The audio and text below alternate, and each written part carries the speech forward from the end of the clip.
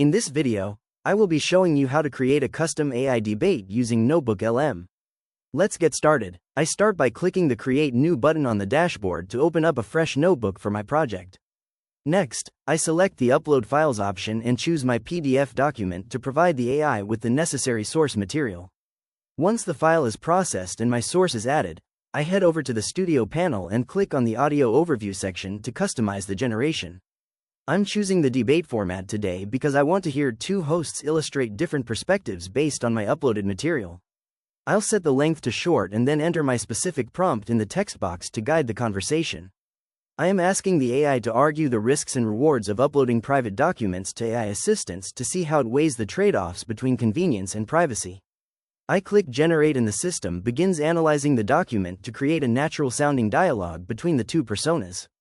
The resulting debate effectively balances the time-saving benefits of AI analysis with the critical need for data security and user privacy.